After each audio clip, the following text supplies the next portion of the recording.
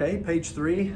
The focus of this third page deals with the Renaissance. Renaissance. The term Renaissance is so it means rebirth, and it was a new way of looking at things. It lasted from the 14th to 16th centuries, beginning there in Italy. This is a picture of Florence, Italy. That was kind of the main city in the Renaissance. Other cities, there was Milan, Venice, and Genoa, and these cities grew into financial and prosperous financial centers. Some of their thought was to kind of recreate the grandeurs of Rome, or make things that were reminders of that for them. Again, just kind of a change, a shift in education. There was a focus on education.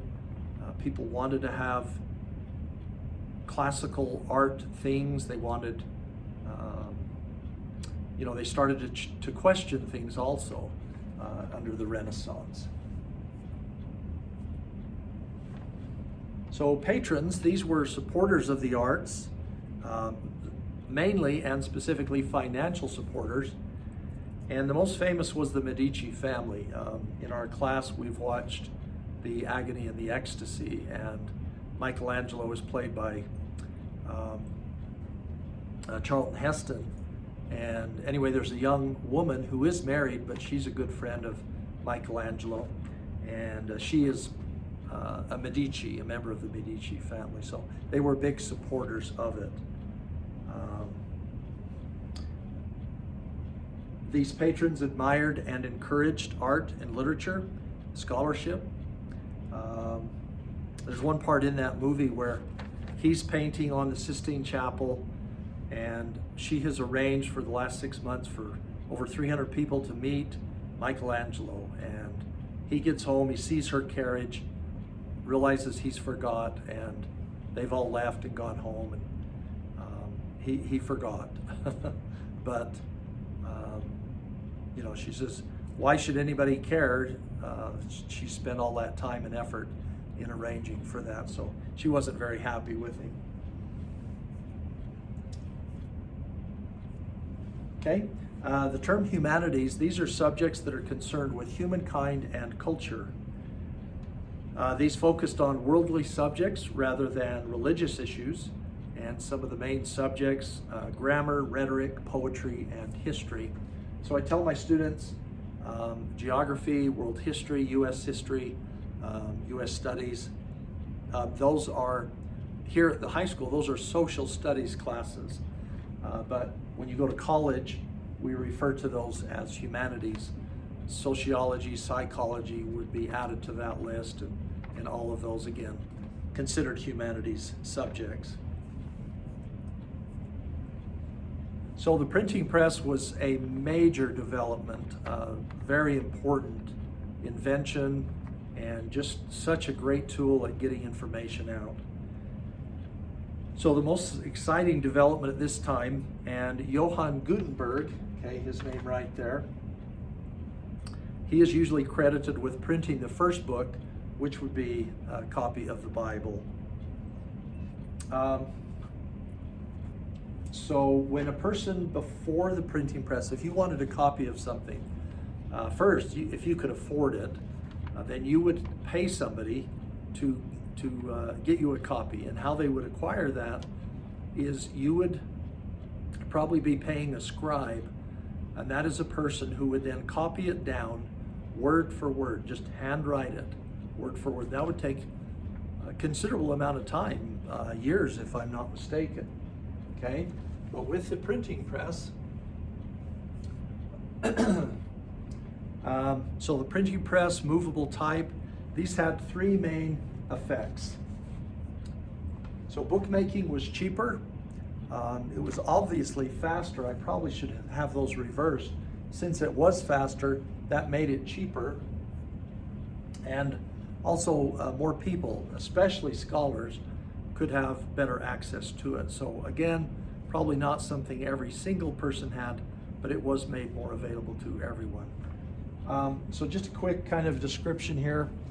First of all, they might carve a whole page on a block, and then you would wet that with ink, put the paper in, and press it down onto the paper. And that's why it was called the printing press. With this one, this is movable type. You can take each individual letter and line them up, and then you create these words and create your story. And this is where the phrase mind your P's and Q's comes from, because you have to put them in backwards in order for it to be printed and correct. So when you read it, it's not backwards. It's backwards when it's down, but the printed copy is correct. So, and in this one, so you could have the block down and the paper on it, and then it would just press onto it. So I always use the example of the people going from somebody having a scribe write it to the printing press. Well, it still took time. You had to carve your message in, you had to rearrange, you had to wet the material, print, copy. Each page was pushed down, say, sorry. So for us to go from the printing press to what we have today, I'm not doing a very good job of describing this. So again, the people had the scribe, and it would be such an improvement to go to the printing press. And so in our day, it would be like us going from the printing press to the machines we have today. So that's kind of a comparison I try to make.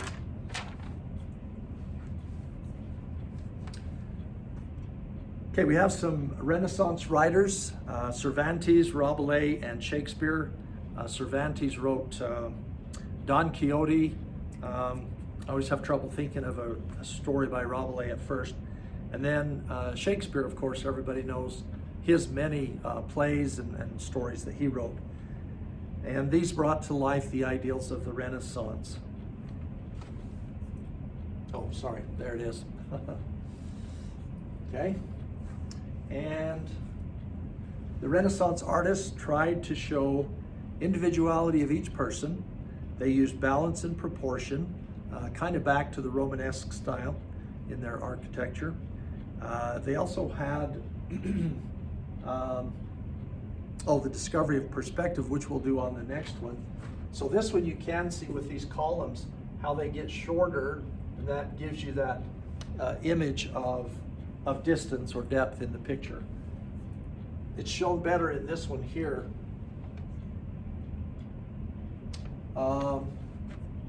Yeah, okay. So they discovered perspective, which is the impression of depth and distance. So through the painting, you're able to see the depth and distance in it, the way they've drawn the picture. They also used a new technique, which was oil painting. You could manipulate the medium for longer periods of time before it actually dried, where it was an oil-based paint.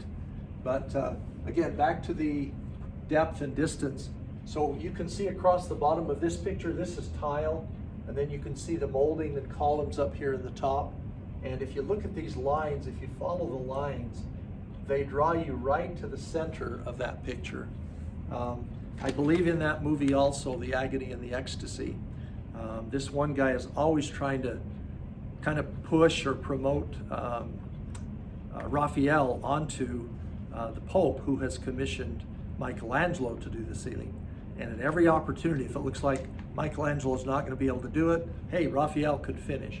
Well, Raphael had kind of copied Michelangelo's style, and I think this is a picture by him. Okay. The three greatest Renaissance artists were Raphael. He dealt a lot with, again, that picture of perspective, depth, and distance. Michelangelo, who painted the Sistine Chapel, we'll talk about that, and Leonardo da Vinci. All of these were Italian, all living, again, approximately at the same time. Michelangelo was known more, well, he was a great artist, but he himself felt like he was better at sculpting, and there's a couple that we'll look at the end. Okay? So of course, Michelangelo decorated the ceiling of the Sistine Chapel with frescoes, watercolor paintings on fresh plaster. So he was commissioned by Pope Julius II, called for him to come and decorate the ceiling with biblical scenes, and in the movie they talk about appropriate designs. Well, his first attempt he really didn't like, as portrayed in the movie. Goes to this bar, this tavern, and he drinks the wine and it's sour. He says to the bar owner or whatever, he said, the wine's sour. And he kind of took offense to that. He tasted it. He felt it was sour, so he hit the thing off, and the wine just comes shooting out there. Of course, everybody's going after the wine. But the winekeeper says, if it's sour, throw it out. And Michelangelo starts thinking about the work that they've done, and he says, if the wine is sour, throw it out. So he kind of scratches up the work that he did, and then he leaves. It's portrayed in the movie that he gets this inspiration later, and then comes back to the Pope and has the whole ceiling drawn out and designed how he's going to paint it. He writes a letter to his father saying that he's been painting for 1,000 years. Again, very difficult task and job to do that ceiling. Up high, having to climb the scaffolding every day, sometimes very cold, sometimes very hot, paint dripping in your eyes. If you're holding your arms up, trying to do something for an extended time, the blood runs down. It can be very painful and hard to do that type of work. Oh, and so the pictures, again, they would put on the fresh plaster, then they would take a kind of a drying and it had holes poked in it. They would put it up, kind of dust it with charcoal, and then it could give them a basis of where they're going to paint onto that fresh plaster. And then as it dries, it absorbs the paint. This is the Pieta, which was a sculpture by Michelangelo. Just amazing how you can, as he said once, that the image is in there, he just needs to uncover it. So probably one of his most famous works is this one called the David. Okay, Leonardo da Vinci's works include the Mona Lisa, very famous painting in the world, and the Last Supper. He was considered to be a genius. He dissected human bodies to study them. He was an engineer, an inventor, an artist, many things, such a great mind. And if you've ever seen the Da Vinci Code, that's quite an interesting movie, and the two that followed it. They talk a little bit about the Last Supper painting. And so that finishes page 3. Thank you.